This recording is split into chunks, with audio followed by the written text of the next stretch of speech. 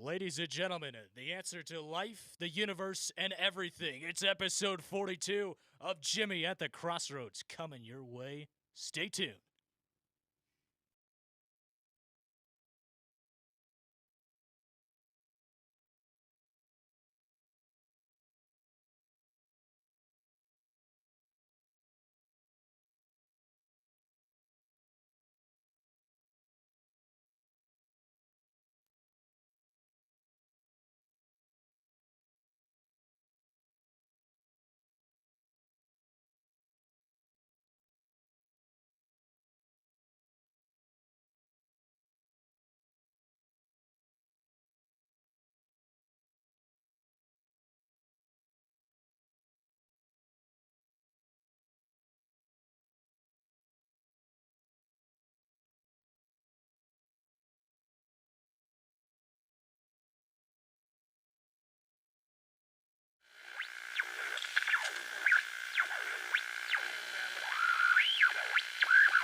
And that, my friends, is how America was made great once again.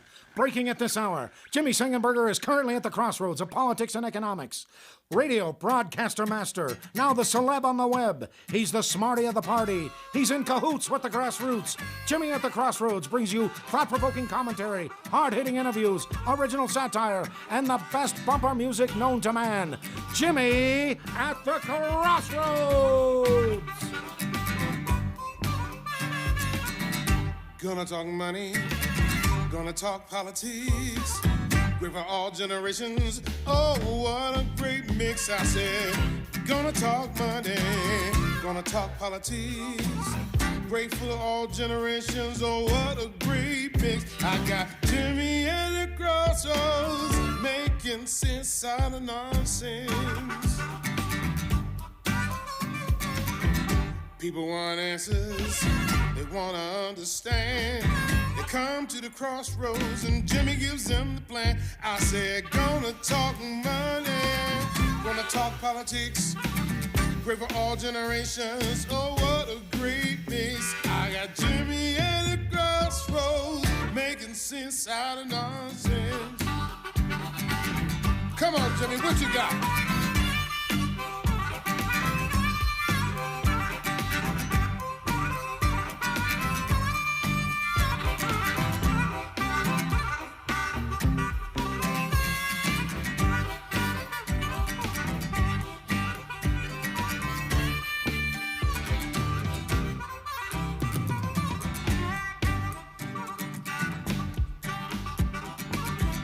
Policy and markets, elections, current events. The broadcast master tells us how to win. I said, policy and markets, elections and current events. The broadcast master shows us how to win. I got Jimmy at the Crossroads, making sense out of nonsense. Hello, my friends. Welcome to another edition of Jimmy at the Crossroads. I'm Jimmy Sengenberger, your host for the program, bringing engaging, intelligent talk, Sang style, once again, in partnership with the Washington Examiner, and doing our level best to make sense out of nonsense. Such a pleasure and a privilege to be with you today. Getting going with the live stream a little bit late today, but never fear, we've got excellent content coming up here this morning. August Turak will be joining us. He is an entrepreneur, business guy who spent a good deal of time with the Trappist Monks, which are an order of the Catholic Church. And we're going to learn about business and business crisis lessons from the Trappist Monks, especially as we get out of this coronavirus crisis that we are now facing with the pandemic and the economic shutdowns. And how do you come back from the ashes of a pandemic where the government has decided to move forward with essentially instigating a recession in order to address the current crisis? That's the big question, and we're going to address that today with August Turak. I will also offer some thoughts on news of the day coming up later on in the show. But first, here on Jimmy at the Crossroads, it is It is Washington Examiner Wednesday, where we like to check in with folks from our partners at the Washington Examiner on news and topics of the day. And today, we've got breaking news reporter Anthony Leonardi rejoining us on the program to talk about some of his latest stories, which, of course, you can find at WashingtonExaminer.com. Anthony, welcome back to the show. It is good to have you. Hi, Jimmy. Thank you for having me. How are you doing? You know, I'm doing all right, hanging in there. How about you over there in the East Coast land? Staying healthy. That's important, especially at this point in time. So, I mean, the one thing that you have to at least take some comfort in, being a news guy, is that the news never stops or sleeps. That's true. The news has become more essential now, it seems. Yeah, oh, absolutely, absolutely. So let's jump into some of the different topics that you've been covering.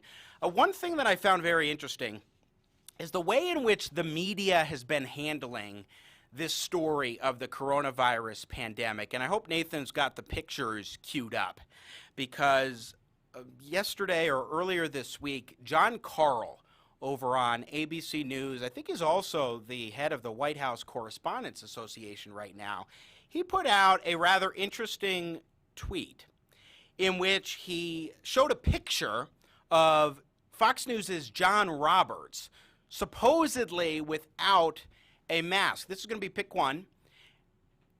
And that's not actually the correct one. Pick one. This one right here. Yes. So supposedly, John Roberts, you can kind of see him in the bottom right corner there, is the one person where John Karl of ABC News says almost everybody in the Rose Garden is wearing a mask. Almost everybody, highlighting John Karl. And yet, as people pointed out, now it's pick two, John Karl was either mistaken or omitting. I don't know what, but there you go. You've got John Roberts wearing a mask, and let's go to some social media reaction as well in pick three, where you see some of the reaction, including John Roberts himself, basically pointing out that he's being called out for this. Now, you can't see necessarily what's going on in the screen completely with all the text, but this was a big buzz this week on social media. What was going on there? Because it's pretty clear to me that John Roberts of Fox News was actually wearing a mask that day. And in one of those pictures, by the way, John Karl's right behind him. Yeah, so this all started actually from ABC White House correspondent John Karl sending out that original tweet saying that it seems everybody's wearing a mask in the White House during the press conference, all except for one person in particular, which showed John Roberts in a snapshot in time not wearing a mask. But John Roberts fired back on Twitter. He didn't let it go unsaid that he did have a mask on throughout the entire press conference as soon as it started. And then you saw actually social media reaction that criticized some of Karl and Jim Acosta from CNN, who at several points did not wear masks themselves while at press events, while in their personal time doing other things. And so they said that they called these reporters out to say that is this some sort of selective criticism here, because you at several points did not wear masks when it was supposedly important. So that's where this back and forth internet thing began. And then you also saw several occasions where this became a conversation because Mike Pence at one point did not wear a mask when he was around others in the public. We also see some White House officials, such as the VP, one of the VP's officials diagnosed with coronavirus and was around several reporters and other people. So the concept of wearing a mask while in public has become more emphasized in recent days, at least amongst those in the White House press pool and those that are White House officials, because of those stories.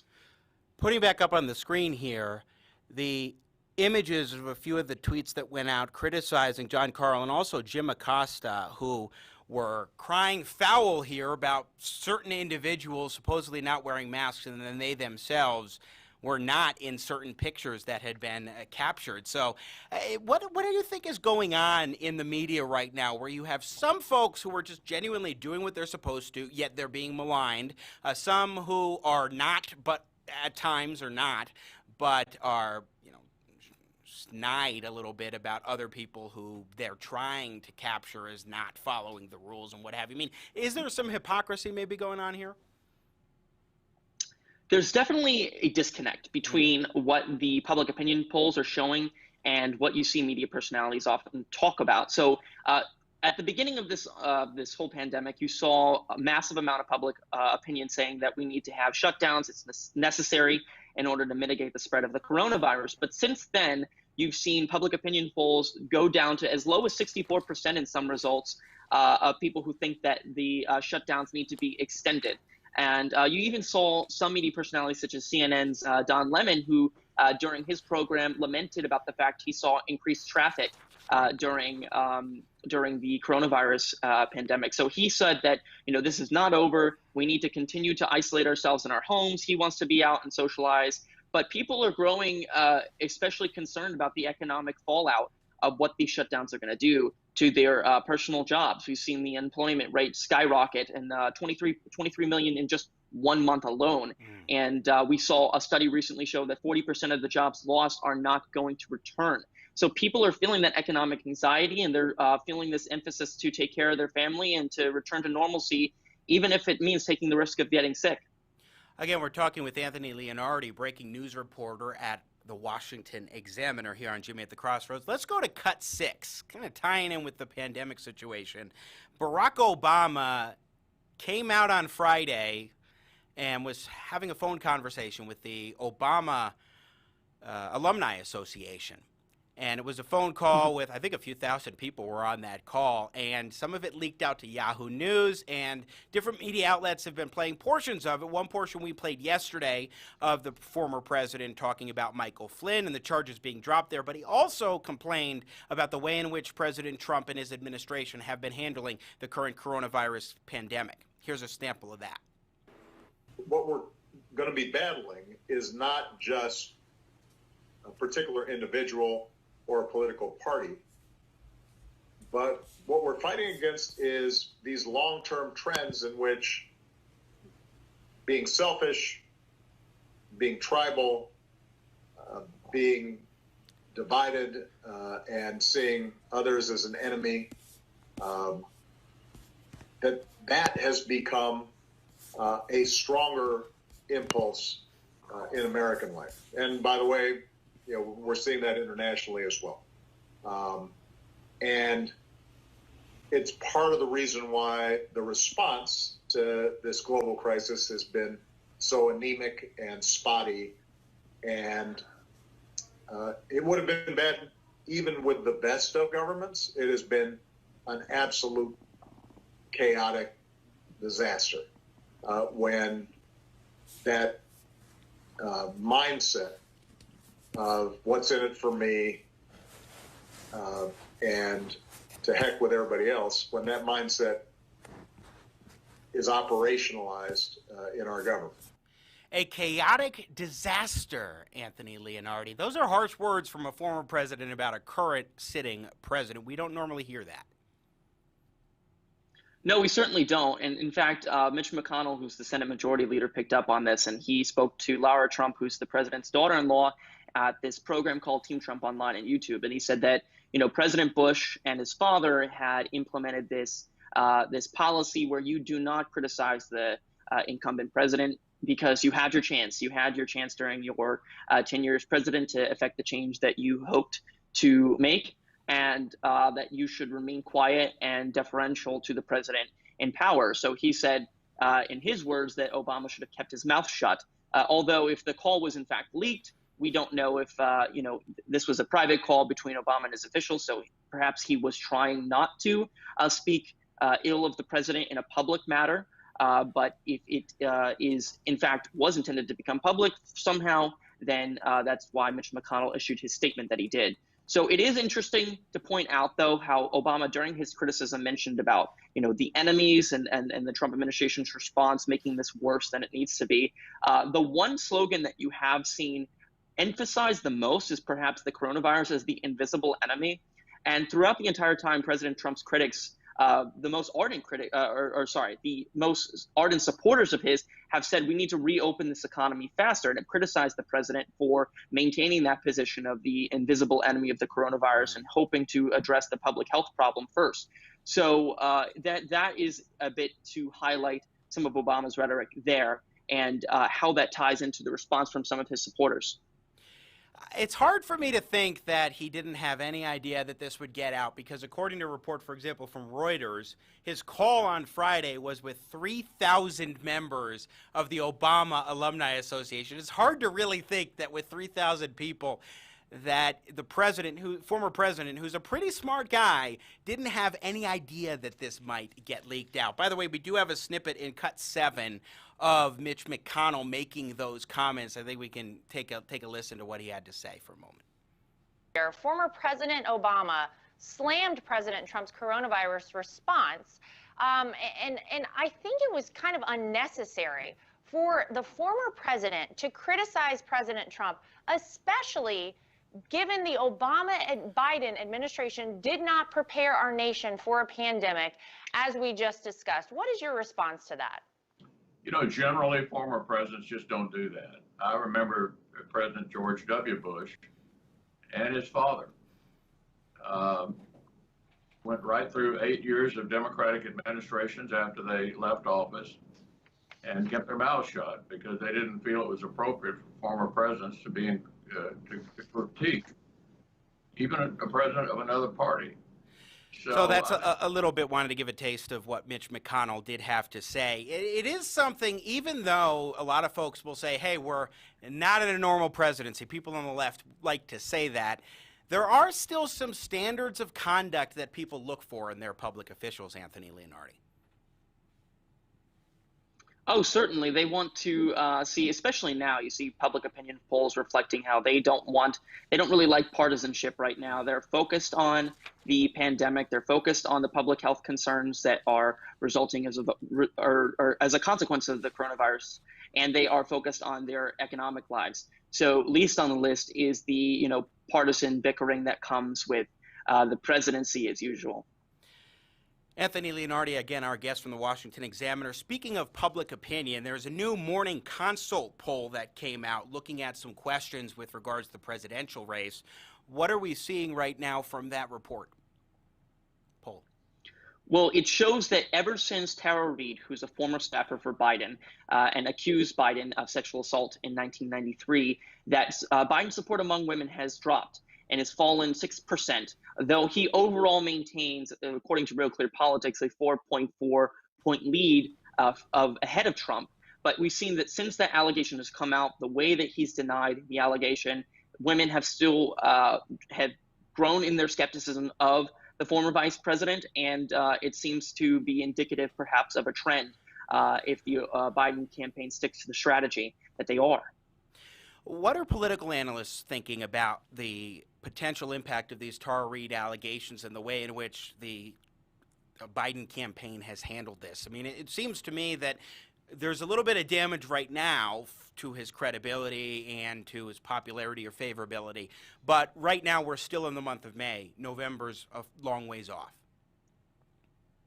Yeah, well, there are some people that are on the Democratic side that said that, the former vice president has denied all these allegations. We can move on now. And they are constantly claiming that the, journalists such as the New York Times and others have investigated Tara Reade's claims and have found, this is according to the political consultants in the Democratic side, that they have found nothing. But of course, that's not what the New York Times and other investigations have proven.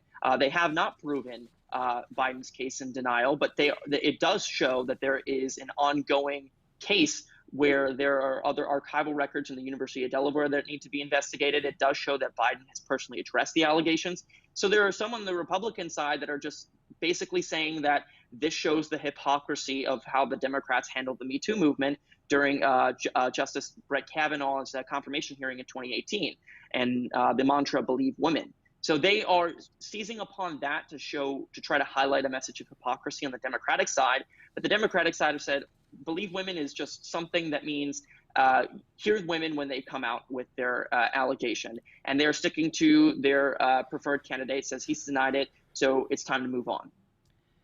Anthony, let's shift gears to the Supreme Court, a branch of government we don't often talk about, especially in the context of Twitter, but I saw Twitter was all a Twitter yesterday about this Supreme Court oral argument. So they're doing oral arguments by phone from their homes. And by the way, this is something that Jeffrey Toobin on CNN was remarking about.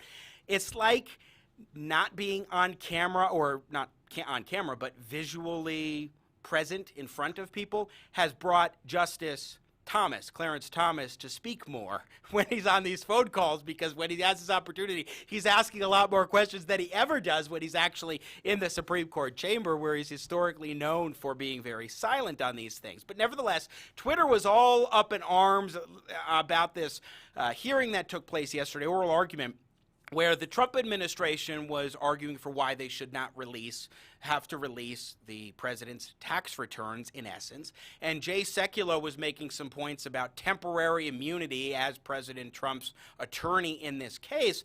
And it was some harsh response. There was some harsh response that we saw from some of the members of the Supreme Court who, well, we'll play some audio of that in a moment. But tell us a little bit about this case and what we were hearing yesterday. Getting ahead of myself.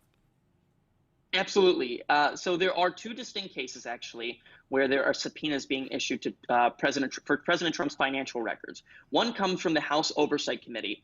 This is led by Adam Schiff, Maxine Waters, and others. And they have said that originally in 2019, when the subpoenas were issued, that they hope that those documentations could be noteworthy for counterintelligence investigations that they were doing in terms of, the Russia investigation, and if there was any sort of foreign influence in in Trump's businesses. So they have then argued to their attorneys about how it matters in terms of public policy. But on the other side, Trump v. Vance, which you mentioned, it has to do with the state of New York issuing a grand jury subpoena for President Trump's personal documents as he was a private citizen. So there are two distinct subpoenas, one from the House and one from New York State. And so in the House, you saw a interesting dialogue between the Supreme Court justices and the House counsel. So what the justices were actually worried about is that, based on the limiting principle of the argument presented by the House, which is that they are able to investigate any sort of topic that could potentially be an area for legislation, that would essentially be limitless and would enable harassment of a president. You saw this question by Gorsuch. You saw this by Kavanaugh. You saw this by Roberts. And even liberal Justice Stephen Breyer, who was nominated by Bill Clinton, even said that this is a lot of information and it's pretty vague. And if somebody issued a subpoena on for your information, wouldn't you at least know what that information is? And Breyer actually at one point said to the attorneys that this is not only going to apply to President Trump and it's going to apply in the future to future Joseph McCarthy and the next Franklin Delano Roosevelt. So he really tried to encapsulate it into there. But Trump v. Vance had to do with a state investigation of some sort of criminal activity, and Trump sued because he hoped that the federal entities could interfere with a state conducting their own sort of investigation. And so that is the premise. There is Supreme Court precedent on it. So they are both pertaining to Trump's financial records, but entirely different legal arguments with entirely different constitutional repercussions. Yeah, I think it's so fascinating when there seems to be overlap, but the claims that are being made by both sides in each of these cases, and then also the facts of the matters, are very different, and the interaction was fascinating. What was getting the most attention, though, was Jay Sekulow arguing for temporary immunity. Here's a sample, as CNN had presented, of a few of the different justices pressing him on this question in Cut 8. Again, Jay Sekulow, who is, remember, he was one of the lead attorneys for the president's impeachment defense before the United States Senate during the trial. And here is Jay Sekulow now before the Supreme Court yesterday.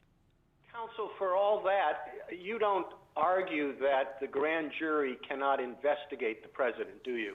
We did not seek to have an injunction, as was the case involving Vice President Agnew, in enjoining the grand jury. We have targeted the utilization of the temporary immunity here to the subpoena. That's correct. No county district attorney in our nation's history has issued criminal process against the sitting president of the United States, and for good reason. The Constitution does not allow it. Temporary presidential immunity is constitutionally required. Every man's evidence excludes the president. The president is not to be treated as an ordinary citizen, and this is a temporary immunity. This is for while the president's in office, and we think that is required by the Constitution. You're asking for a broader immunity than anyone else gets. Well, we're asking for a temporary... We have time for a brief answer, Counsel?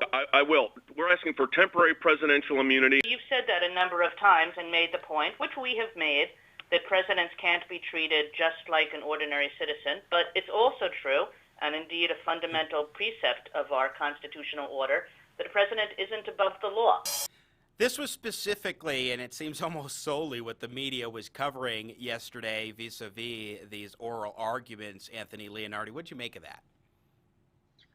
Well, because the court's tone is definitely different in the Trump v. Vance case rather than the Trump v. Mazars LLP. So it seems that based on the way that the justices were presenting their arguments in Trump v. Vance, that there is some sympathy for the state of New York, essentially. We don't know if that actually is going to be reflective of the justice's decision. Right. But it is interesting because it has to do with documentation that is not covered by executive privilege. And Jay Sekulow, who's the president's lawyer, is just simply arguing for an extension of temporary immunity for these documents. And so the court, as you saw from the CNN clip, was pressing him about the broadness of that request and the constitutionality of it.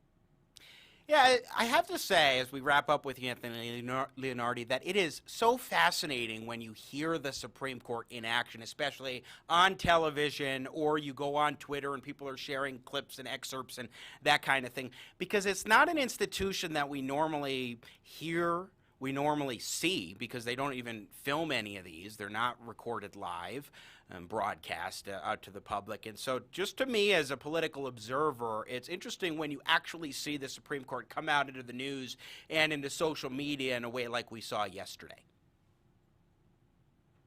Oh, certainly. I mean, I think that when you look at when political scientists study the court, it's supposed to be the area of government that's most distant from the people, because there are obviously you have the House and the Senate was originally supposed to solely represent which is the states. So at the time the founders envisioned it, there would have been the Senate represented by the state to say that this is how the Supreme Court justice is going to implement or exercise jurisprudence consistent with our state, and then we'll confirm them. And today it's an entirely different process with the 17th Amendment. So it is certainly an interesting glimpse for the American public to see what these justices are saying and how their thinking is. And it's certainly an example that we can see that all these justices have a vast collection of knowledge for us to hear from in different perspectives. And it just is simply actually one of those few opportunities during a bad situation where we can learn perhaps something that we didn't know previously.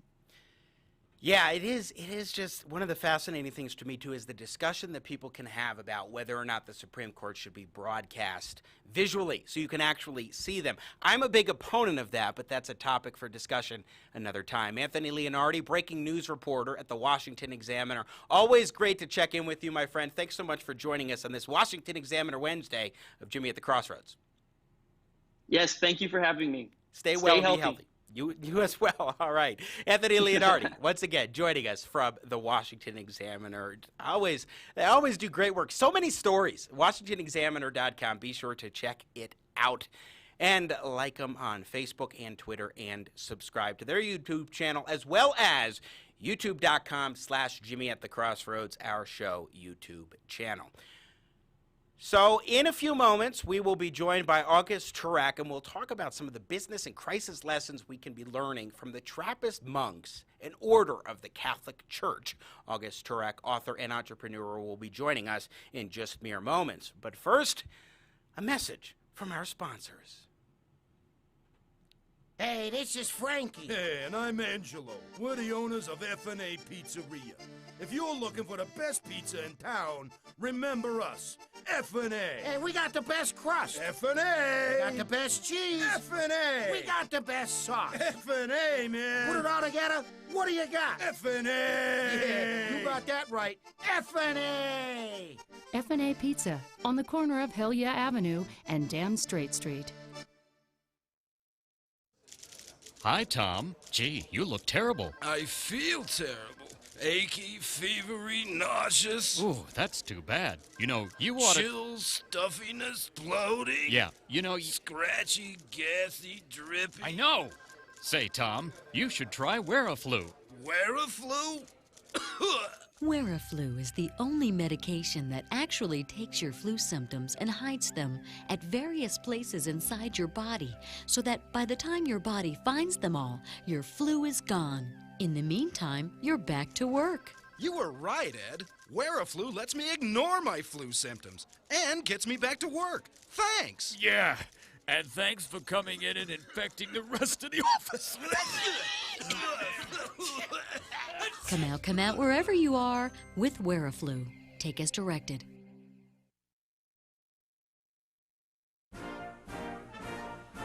We interrupt this program for a very important presidential message.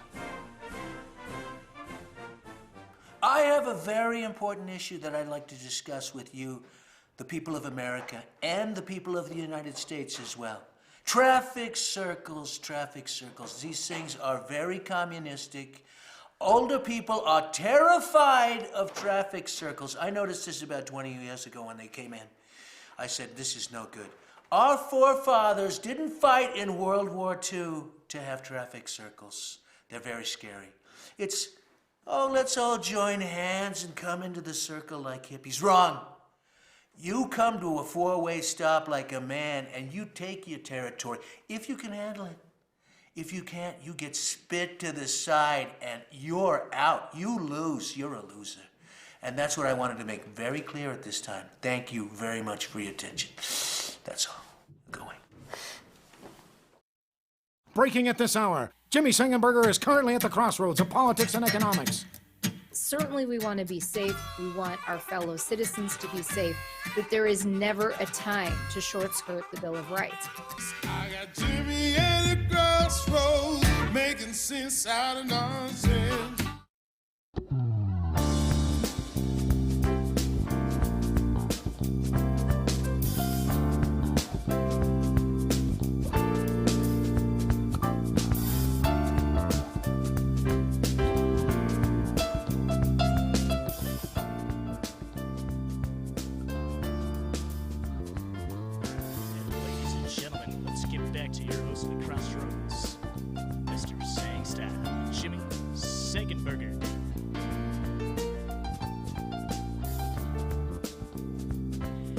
Indeed, welcome back to Jimmy at the Crossroads. I'm Jimmy Sengenberger, here with you. So great to be having you along for the ride. Be sure to subscribe to the YouTube channel if you have not done so already, youtube.com/Jimmy at the Crossroads. Check out the new website, jimmyatthecrossroads.com as well. Bringing you engaging, intelligent talk, saying style in partnership with the Washington Examiner. And my thanks to Anthony Leonardi, breaking news reporter at the Examiner, for rejoining us to talk about some of the news of the day. But right now, we're in a crisis situation across the country due to a pandemic that has forced businesses to be shut down by government edict in order to address this situation. We're now starting to see the reopening of the economy. We've talked many a time on this show already about the speed with which we should go in that direction, and my belief is we need to do a full-throated reopening. But businesses are going to be facing tremendous challenges as we work through the reopening process and get things back to whatever normality we can bring about in this year of 2020 and beyond. And as businesses navigate these waters and navigate day-to-day experiences with or without a pandemic, what lessons can we learn from spiritual leaders on how to approach crisis situations, how to approach business, how to conduct ourselves? Let's talk with the author of a book focused specifically on the topic of lessons that we can learn in business and more, different secrets of the Trappist Monks. The author of the book, Business Secrets of the Trappist Monks, One CEO's Quest for Meaning and Authenticity. August Turak joins us today. He is a highly successful entrepreneur, award-winning author, speaker, and contributor for Forbes and the BBC. He's also the founder of the educational nonprofit, the Self-Knowledge Symposium Foundation. And August Turak joins us now here on Jimmy at the Crossroads. Sir, welcome to the show. It's good to have you. I'm glad to be with you, Jimmy. Really glad to be with you. I'm so fascinated. I'm a big fan of the Washington Examiner, by the way. Oh, well, thank you. Thank you. We all appreciate that. And I'm so excited to be partnered up with them for this program, Jimmy at the Crossroads. So let me ask you, because I'm so fascinated by this, and I want to have you on especially because of the current pandemic and how businesses will be needing to address things as we get the process of reopening underway and try to work towards normality. But I want to start from a basic starting point because it's so interesting. You're an entrepreneur who has spent a heck of a lot of time with Catholic monks. The Trappist monks. Who are the Trappist monks? What's their theology and approach? And how'd you end up spending so much time with them, August Turak? Well, Jimmy, that's a great question. Well, first of all, let me take the first one first, which is, who are the Trappist monks? Yeah. Well, back in the 6th century, St. Benedict invented Western monasticism. And he came up with the rule of St. Benedict. And then about 500 years later, some of the monks actually became disenchanted because they thought the Benedictines were getting a little fat and happy, and they split off from the Benedictines, and they formed another order called the Cistercians. And the Cistercians went on, so that was from like 1000 AD. And then in the 19th century, some monks at a monastery in La Trappe, France, decided that they wanted to reform their order and go back to their roots and get harder. And so they started a reform. And all of the Trappist monasteries here in the United States traced themselves back to that reform in La Trappe, and that's why they have the nickname Trappist. Now, your second question, how did I get mixed up with them? Well, back in 1996, I was coaching college students, and they got me to go on a skydiving expedition. And I ended up shattering my ankle. And what happened was that I went into a crisis, deep dark night of the soul or midlife crisis. And another one of my students happened to call me and tell me he was spending the summer at this Trappist monastery as a monastic guest. And I suddenly blurted out, I've got to come. And I went down the first weekend and then the second weekend. And then I applied to become a monastic guest myself. And I went down for 3 weeks over Christmas of 1996. And I've been going back ever since. That's a wonderful story. And one thing I'm so curious about, too, and then we'll dive in more deeply in some of the specific lessons and secrets and so forth. But when we think about monks, an order of the Catholic Church in this case, you don't normally think of business guys and business lessons that can be learned. So how did you come about interacting and when talking with the Trappist monks and learning some secrets that could be applied to business for people who are not, I don't think, business people? Well, that's another great question. I guess that's why you make the big bucks, Jimmy. That's why I'm in this chair, exactly. When you go there as a monastic guest, it's open to men only. You become a monastic guest, you apply for it, and you actually wear a robe. And so it's kind of like being in the reserves. If the monks are the Marines, you're in the Marine Corps Reserve. And so you get to come down there, wear a robe, stay for a week or a month, or I've stayed as much as 4 or 5 months at a time, and you live their life. And the motto of the Trappist monks is ora et labora. Ora is Latin for prayer. Labora is for work. Every Trappist monastery worldwide has a business that supports them.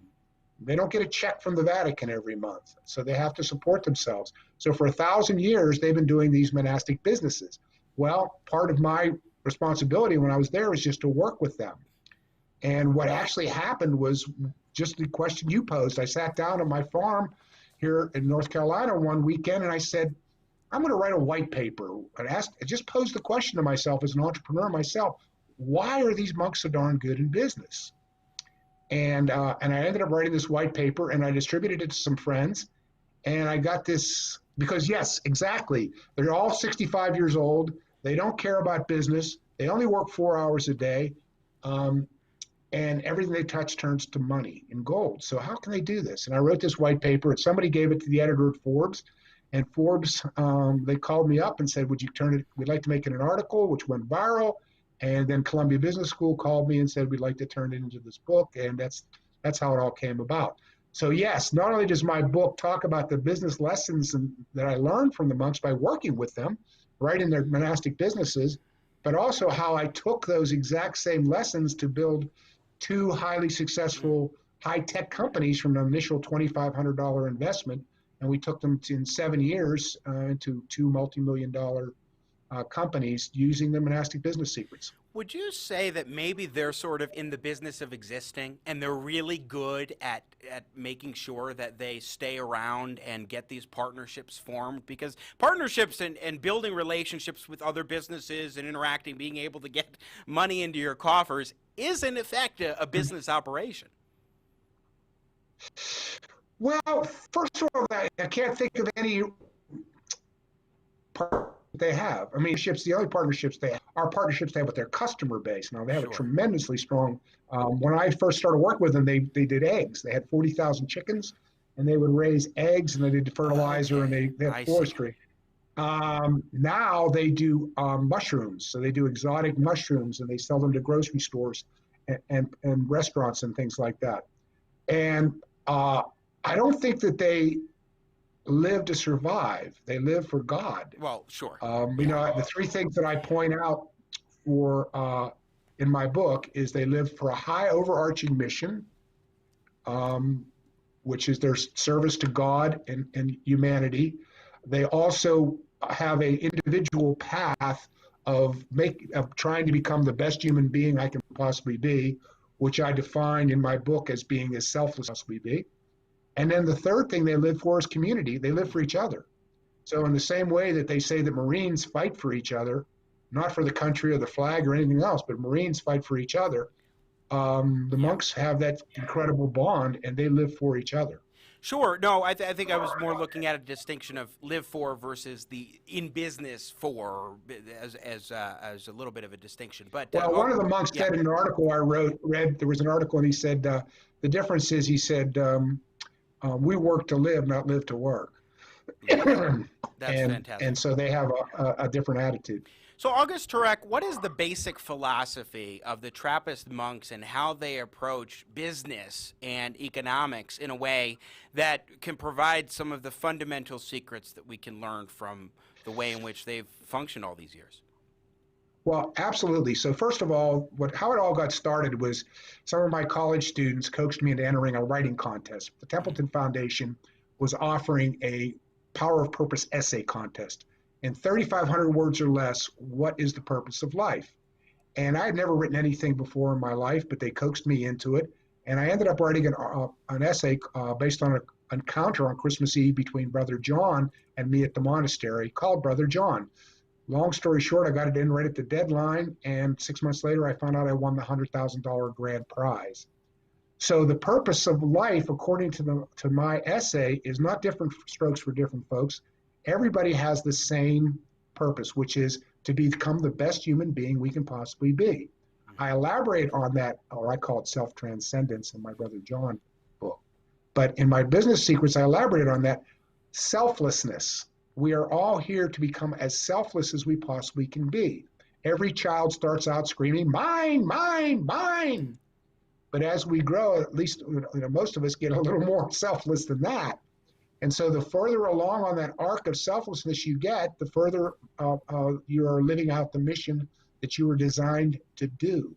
And the ironic thing is, which I go through in my experiences from my own business, corporate career. I worked for MTV. Matter of fact, when MTV started out, as well as the way the monks run their business is, the more successfully you forget your selfish motivations, the more successful your business will be. It is in your own self-interest to forget your self-interest. So the monks are extremely selfless. They don't think about themselves. They're not thinking about their products. They're thinking about their customers and how they can please and delight their customers. And as a result, people love them. They love their products. They line up to buy their products. They'll pay anything for their products. And they do everything they do with a prayerful attitude, so that the quality into everything they do is, and it just boom back on them to make them extremely successful. The last thing I'll say about that is this is not that strange if you think about it. I write about leadership for Forbes. And the first, leaders, most people want to be leaders because it's going to make me more successful. It's going to get me promoted. It's going to get me more money. It's going to impress my girlfriend. No, The first job of leaders is, I'm a leader, my job is not to get myself promoted, it's to get my people promoted. It's to get other people promoted. And the more successfully I forget about my own career path, my own promotions, and fanatically focus on getting other people promoted, ironically, the faster I get promoted. Is it in essence what you're saying, because this comes to mind, that selflessness and service in this case is the way to succeed in business and make a profit for your company, which is a big purpose of, I mean, in order to function as a business, you need to be making profit. In a capitalist economy, goal is to make profit, but you can only do so by treating your customers and your employees with the utmost respect and devoting yourself to fulfilling that purpose, and everything else will follow from there. Is that part of what you're saying? Exactly. I mean, I wrote an article for Forbes where I said, sooner or later, every CEO, every leader, every CEO, every manager realizes that the vast majority of people he depends on for his success don't report to him. Mm-hmm. So even Jeff Bezos, who can fire, theoretically, he can fire 500,000 employees, right? He's not relying on his employees. He's also got his stockholders, his gazillion customers. He's got the politics, the government regulators. He's got all these other things, the board of directors that he's relying on. And that means you have to have trust, because persuasion is the only way you're going to move those people, and persuasion relies on trust. And the monks are extremely ethical, and as a result, people trust them. So again, it really turns out to their benefit in their business effort. By the way, one of the points I keep coming back to again and again, it's not just business; it's your entire life. Business is a subset of your life, and the more you practice selflessness in every area of your life, the more it's going to come back to you 10 times over in terms of trust and love and everything. And by the way, one other point I'll make is we're all into profit. I do gardening, for example, and I'm hoping that I get more tomatoes for the amount of seed, the money I've spent on seed, that I'll get more money back in tomatoes than I get paid out in seed. So we're all trying to profit. We all want more out of our activity than we put in. You know, I think that, to me, what we're describing here is more of not a let's set aside self-interest altogether, but it's more that there's a symbiotic relationship between self-interest. You go into business so that you can make money. You want to create a business, you have an idea, you want to do something, you want to earn money by creating that business. So you're pursuing a self-interest in that sense, but at the same time, you're also pursuing a way of serving others through your talents and your time, which you're able to offer that is unique compared to other people. And in order to be successful in meeting your self-interest motives, you need to be successful at meeting that more selflessness motive of providing for others and doing your best for other human beings that you're serving as a customer, or your employees, your stockholders, what have you. So there's more of a, I think, a symbiotic relationship between a self-interest motivation and selflessness. I would agree with you, Jimmy, but of all the great business people that I've met or even read about, very few of them are in it for the money. Mm-hmm. Well, but money is the money is the trailing indicator. It's the byproduct. Mm-hmm. It's the way you keep score. It isn't the purpose. It isn't the mission. It's a measurement. What you're really trying to do is, it's kind of like it's kind of like when the first time I ever heard the Beatles' Abbey Road album. So I'm dating myself here. I mean, I only got about halfway through the album before I pulled it off the record player. Back in those days, we had record players, and ran down the hallway to turn other people on. We are, most entrepreneurs want to do what Steve Jobs said he wanted to do. He wanted to make a dent in the universe. He wanted to turn people on. He wanted to see people's faces light up when he provided them with a service or something that they hadn't maybe even anticipated that they might ever need. And so I find that the vast majority of people who are successful in business and entrepreneurs are people that just want to do really cool stuff. And they want to help people, see people really benefit from these cool things that they're doing. And then the money flows later. The people who I've met who are in it for the money alone are the ones that are most likely to be unethical. They're the ones that are most likely not to be successful. So yes, there is a symbiosis, but I say that the symbiosis is the selfish stuff the money, et cetera, one of the things I said in my book is the less I worry about money, the more money I make. So the symbiosis is that the money and those kinds of things are the trailing indicator. They're the byproduct. And the same thing, all the kinds of things we think we want out of our personal lives are the byproduct and the trailing indicator of living for a higher purpose in our lives, of living for others, of living for a life of service.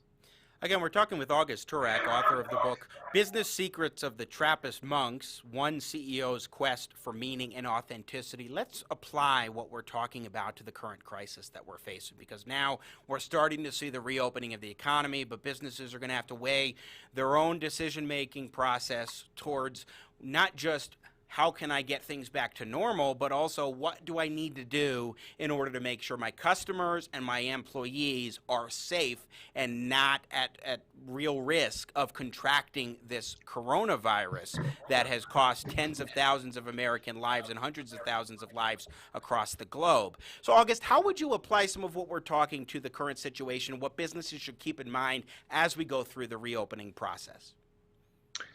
Well, I think that one of the lessons from the monks that I think that you take is you have to be detached. Now, detachment doesn't mean that you're indifferent. A great basketball player has to be detached too. Why? Because he's got to be able to give it 100% effort, but still always remember that there's rules that he can't go on. So he has to stay within himself enough to be able to remember that it's not okay to punch that guy in the nose who's between you and the basket. And so in the same way, I think the monks are never caught up in whatever event it is, whatever crisis is going on, or even their business. They have this sense that we've been around 1,000 years, and this too will pass. And so that gives them perspective.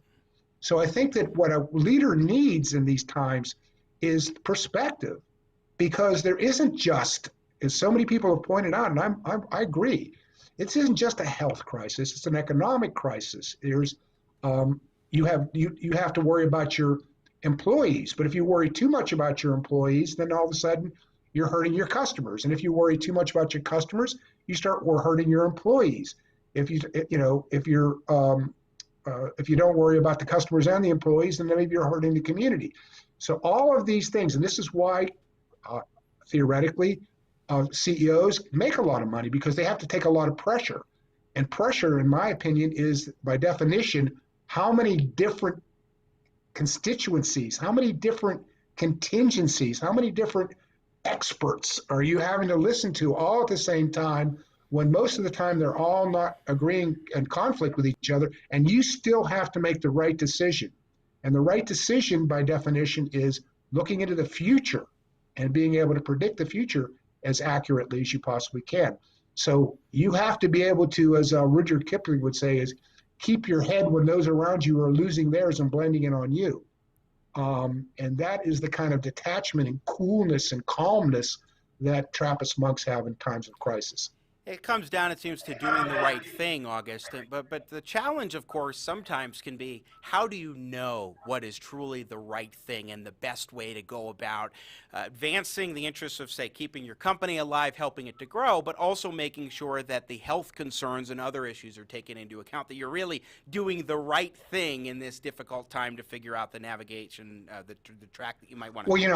Well, one of the things that I had a rare privilege of, it's a great story, which we don't have time for today, but I ended up living in the house with the man who founded the IBM Executive School. He founded it in 1956, and he ran it till 1966, and he invited me to live in his home with him and his family, and I became his protege. And one of the great things that he taught me is, that especially because all we're hearing about is experts these days. And he said that CEOs shouldn't be experts. They should be experts in decision-making, but they should be generalists, not specialists. And the word expert implies a specialist. And so a really good leader has to have be a generalist enough that he can listen, again, as I mentioned before, to all these different constituencies. As the CEO of my own company, I surrounded myself with the best experts I could. But I had accounting experts, and I had human resource experts, and I had legal experts, and I had marketing experts and sales experts, programming experts. And of course, they all disagreed with each other, sometimes very vigorously, not to put too fine a point on it. My job is to have the depth of knowledge myself, the the experience, the equanimity, the detachment, all these things that I can listen to all this different information and then have a sense of what is the right action amidst all this. And this, again, is why great leaders should end up being very well rewarded. It's not easy to do. August Turak, just a few minutes left with you. And when we look at the current political landscape, the same topic you're talking about, leadership, is something people are looking for. They're looking at the government and trying to find some aspects of leadership in there, and it's hard to find anywhere these days, it seems. What do you think our political leaders should be keeping in mind at this point? Well, I think they have to, first of all, what we have to understand is the difference between what leaders do and what experts do, right? In business, we talk about staff versus line. So the staff advises, the line makes the decisions. We seem to be getting that all mixed up. We seem to think that the experts should be making the decisions. We have to remember that in communist Russia, that's what happened. They put the experts in charge. These were the technocrats, the people that were supposedly all-knowing and all-seeing, and they knew exactly how many tennis shoes a factory in Siberia should build. And we all know what happened to their economy as a result of that. So we have to have, I always say that generals are experts in war, but we don't ask the generals to decide when to go to war and who to go to war with. And on top of that, even though if we are thinking about going to war, I would imagine that the leaders, the Congress, the president, is going to listen deeply to what the generals have to say. They're also going to listen to what the diplomats have to say, to what the economists have to say, to hopefully what the clergy have to say, and listen to all those different voices. And this is exactly what I think we need to remember: who are the people that are the advisors and who are the people that are being paid to make the decisions. And it remains to be seen. I don't have a crystal ball. I'm glad I'm not in a position. There is so much conflicting information about what the right way forward at this point in time is, that I'm glad I don't have to make the decision. So at least the fact that I have been in leadership positions as many times as I have, I have a tendency to be a little bit more compassionate, I think, towards leaders than most people are. I think when you're talking about generalists and you're talking about you have an area where you're an expert in, but you have to make sure that if your expertise is in decision making, because you're the CEO or you're the president, you need to make decisions, that you're listening to advisors in different areas. You're listening, say, going to war, to the generals, to the clergy, to the economists, to the diplomats before you make a decision. I think a lot of Americans are looking at the way in which governments are operating, and right now they're thinking there's only a lot of folks are only listening to public health officials who are very narrowly tailored towards, let's address the coronavirus in this very specific way, and not considering some of the other factors that may come into play. In fact, Dr. Fauci even clarified yesterday during the Senate hearing that he specifically focused on those health issues and not those other topics, which means it's up to the politicians to make those sorts of decisions. And one thing that I think is so important, and I like to bring this up, is that the decision-making process, you say you need to listen to the science. People say that. Well, you do need to listen to the science and follow what science can tell you, but you need decision-makers to actually process that information, take the data, and make a determination as to the best course of action, considering a variety of factors, not just one factor. And I don't want to get you into political discourse, but I think that that's a lesson that I'm pulling from what you're saying about the current situation. You can pull all you want, because I'm with you 100% on that. I think that experts, number one, are narrow people. That's what the word expertise says. And secondly, they are human beings, so they're naturally cautious. True. They have reputations to defend. They have jobs to defend. I have sympathy for them too, because if they're wrong, everybody's going to remember. If they're right, probably nobody's going to remember. We also have to remember they're making judgments about the future. The future, by definition, is unknowable.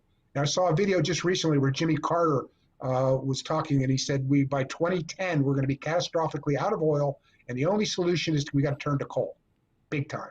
Well, obviously, we're awash in oil, and coal would have been, according to the environmentalists, the wrong thing to do. So what I see in the caution, and I have sympathy for people, because if I were the health expert and somebody asks me what I think is going to happen, I'd much rather be the health expert that says 40,000 people are going to die and only 4,000 people die, as opposed to being the guy that says 4,000 are going to die and 40,000 end up dying. So they're going to end up being it's like your sales force. They're always trying to under report and over deliver. So they're always going to be very, very cautious. But I would absolutely agree with you that all too many people, in my opinion, see this as merely a public health crisis, and that the United States government can print money forever if they had to, so that we have to keep the entire economy closed for the next 10 years. We'll just send people stimulus checks every month or something. No, this is a very, very serious problem, having the economy shut down like it is. Oh, no doubt. I totally agree with you there. August Turak, the book is Business Secrets of the Trappist Monks, One CEO's Quest for Meaning and Authenticity, and also he's author of Brother John, A Monk, a Pilgrim, and the Purpose of Life.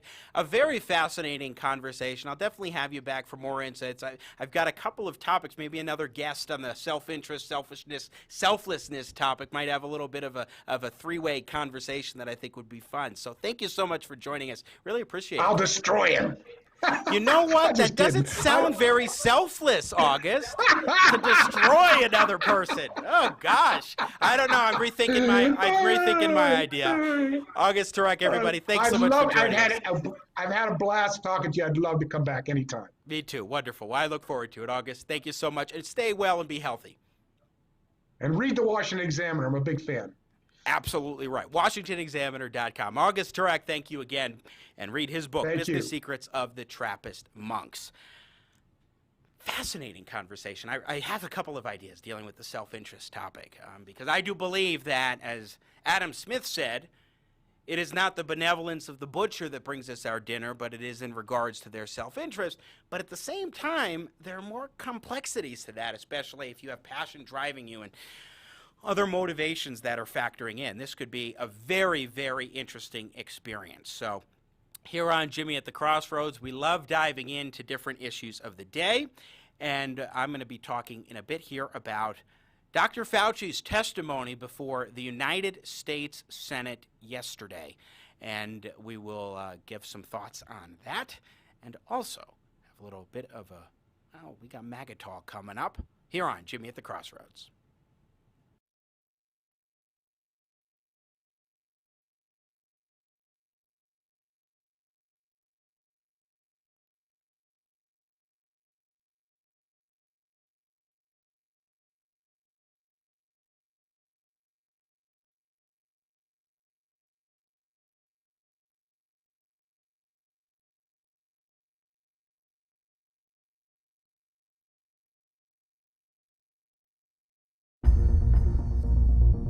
Do you suffer from feelings of entitlement, self-righteousness, and arrogance? Fits of resentment, anger, and hypocrisy? Terror that the world is going to end, or even worse, that the world isn't going to end and that things are going to get better? A deep need to point fingers, deflect, or deny? Uncontrollable stress, frustration, or depression? Fear of recession, fear of no recession? Then you may have PTDS, or President Trump Derangement Syndrome. Fortunately, there's new Magatol, the proven cure for PTDS. Just one Magatol a day realigns your sensibilities by bypassing erratic brain signals to amplify the logic receptors. Talk to your Obamacare doctor today to see if Magatol is right for you. Recommended dose of reality is at least once daily. Warning snowflakes. Side effects of Magatol may include optimism, hope for the future, good feelings about your country, accepting economic prosperity, renewed faith in capitalism, and admitting that things aren't so bad under Trump. If you discover you're allergic to common sense, stop use immediately and contact your doctor. Relax. Breathe. It's Magotol. From the makers of Triggerol.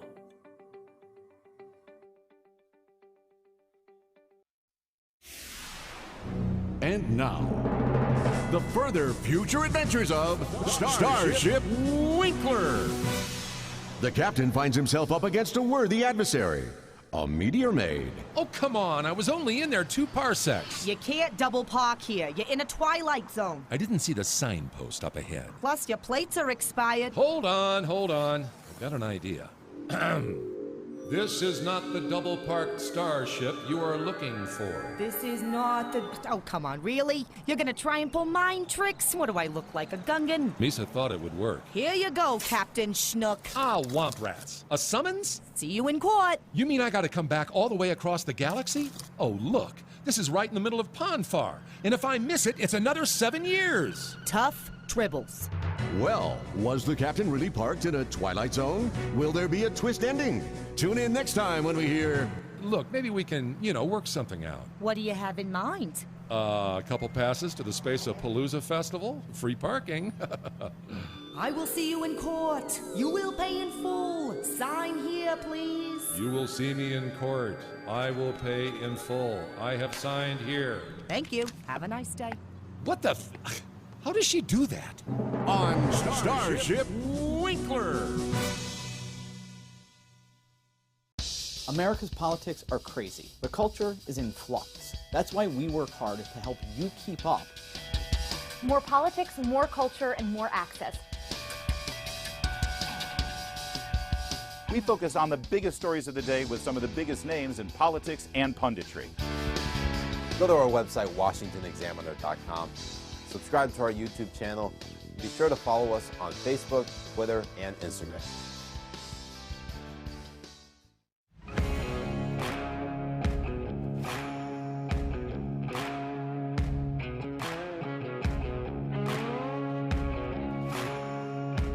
And now, ladies and gentlemen, the final segment of Jimmy at the Crossroads. Let's welcome back your host, Jimmy Sengenberger.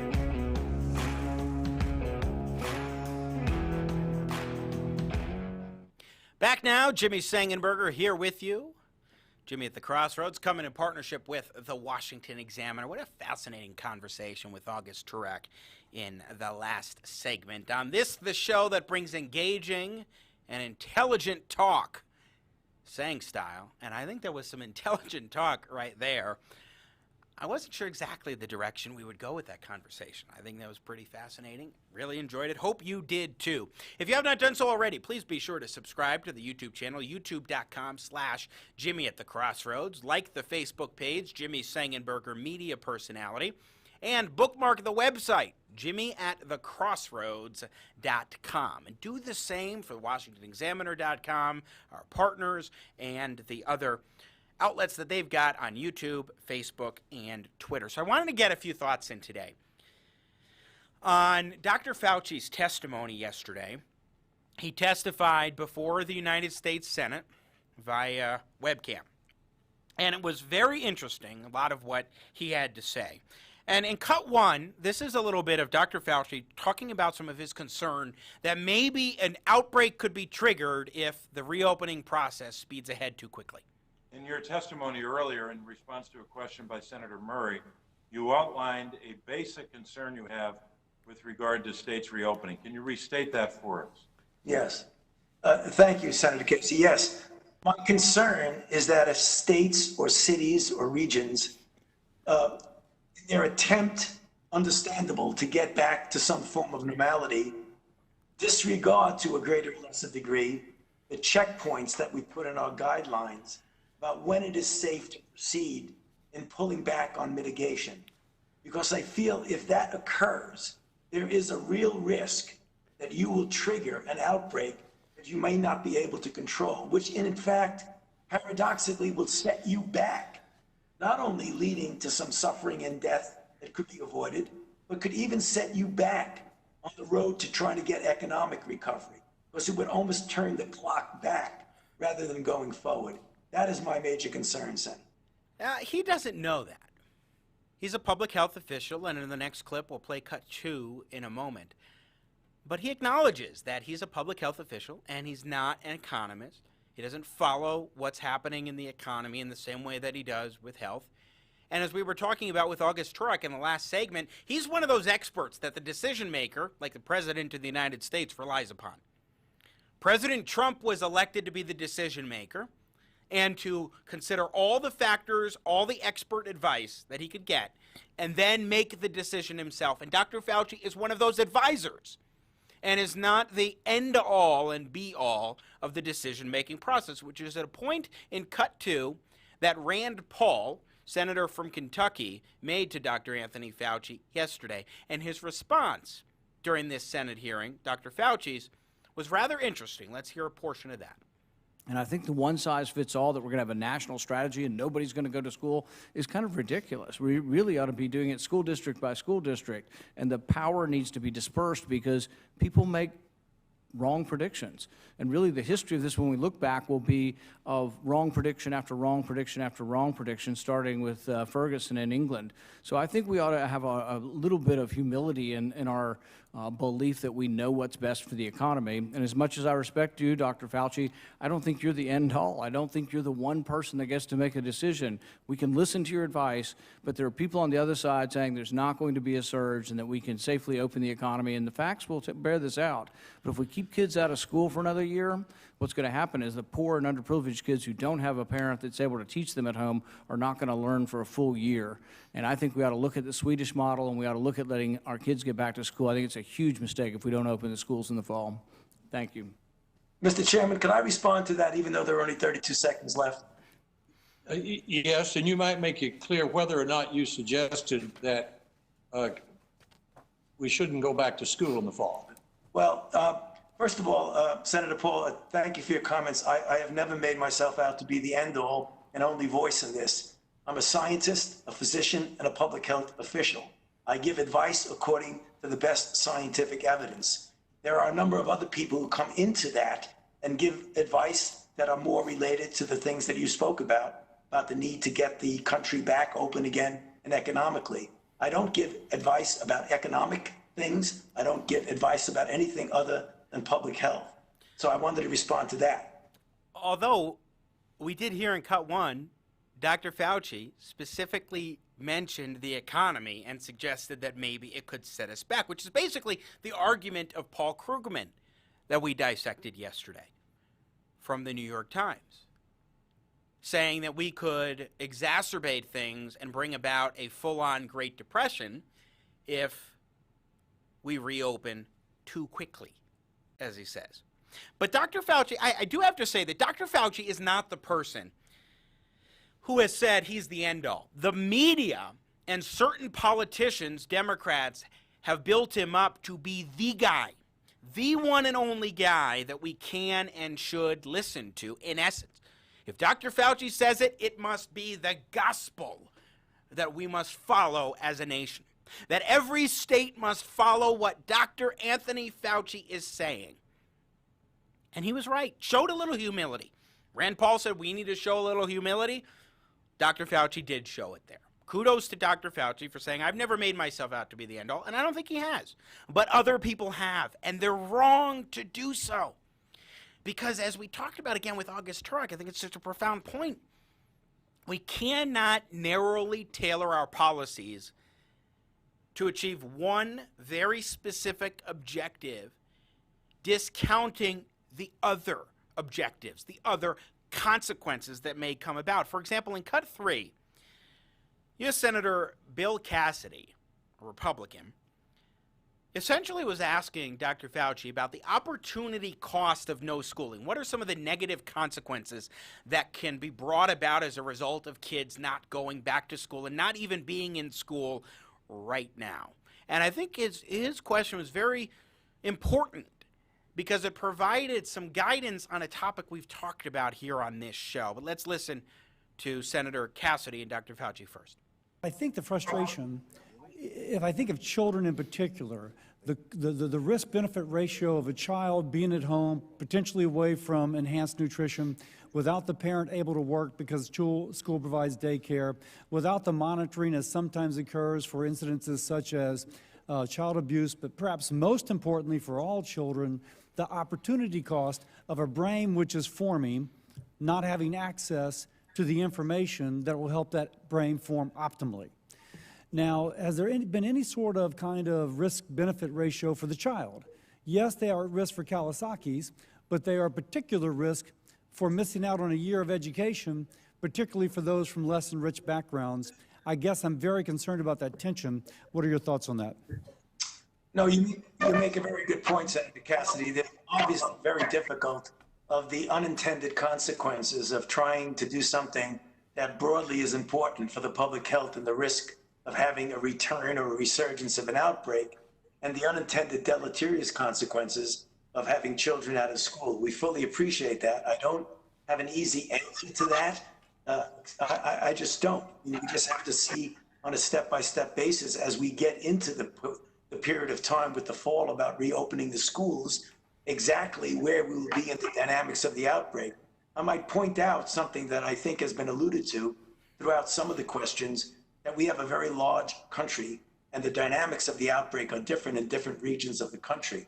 So I would imagine that situations regarding school will be very different in one region versus another, so that it's not going to be universally or homogeneous. But I don't have a good explanation or solution to the problem of what happens when you close schools and it triggers a cascade of events that could have some harmful circumstances. Senator Cassidy struck on a very critical point. I've talked on this show about the cost-benefit analysis, or the Ben Franklin analysis, as my dad would call it. And here we have Senator Cassidy calling it the risk-benefit ratio. And he was asking specifically about the risk-benefit ratio for the child because we're now seeing evidence that COVID-19 could be triggering this inflammatory syndrome that affects young children called Kawasaki syndrome. And so the question is, if this is the case, what does that mean for our shutdown policies? Do we have to completely shut down schools? Or, as Senator Cassidy is indicating, are there more factors we need to take into account? The opportunity cost, that is, when we do one thing, take advantage of the opportunity, what is the cost there? This also goes to something that we've talked about on the show called the broken window fallacy. Frederick Bastiat is the author of That Which Is Seen and That Which Is Not Seen. And I have a passage from his broken window fallacy portion of this work.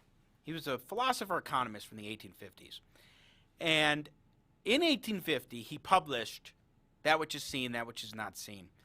And it said this. Now, this is specifically economics, but I think that there's tremendous relevancy here.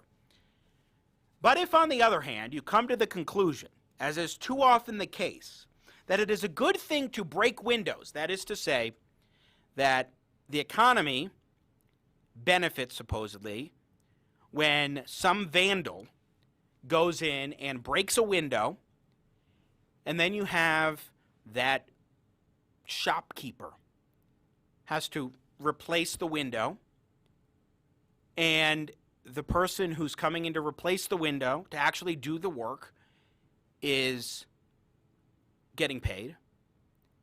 The glassmaker's getting paid. Everybody gets paid from there, but what about the other things that are not being done? So if, on the other hand, you come to the conclusion, as is too often the case, that it is a good thing to break windows, that it causes money to circulate, and that the encouragement of industry in general will be the result of it, you will oblige me to call out, stop there! Your theory is confined to that which is seen. It takes no account of that which is not seen. That which is seen versus that which is not seen. The idea that we're seeing lives not lost because of these policies. But what about the damage that is also being done? Bastiat goes on, it is not seen that as our shopkeeper has spent 6 francs upon one thing, he cannot spend them upon another. It is not seen that if he had not had a window to replace, he would perhaps have replaced his old shoes or added another book to his library. In short, he would have employed his 6 francs in some way which this accident has prevented.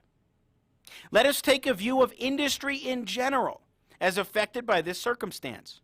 The window being broken, the glazier's trade is encouraged to the amount of 6 francs. That is which is seen. If the window had not been broken, the shoemaker's trade or some other would have been encouraged to the amount of 6 francs. This is what is not seen.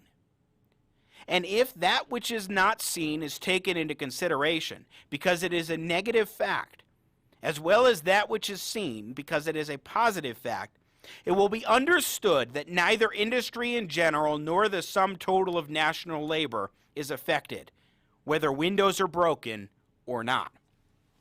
Now, Bastiat was specifically talking about the economy, the idea that government might think, oh, well, this thing is happening. If we do this, we can help the economy. No, the money's there. It's not like new wealth is being created.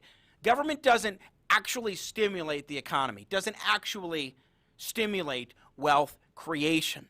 Government can just be involved in recirculating how that money goes and affecting how existing money in the economy goes. Now, of course, they can print money, which can cause inflation or deflation. We have those different things, or at least affect those kinds of circumstances.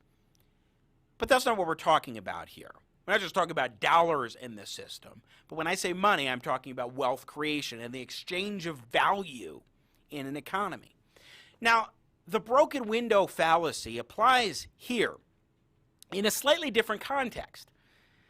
This is just kind of one big example of a broken window fallacy, because the government, in many circumstances, and public health officials like Dr. Fauci, are solely looking at, if we do this policy, we will save lives from the coronavirus.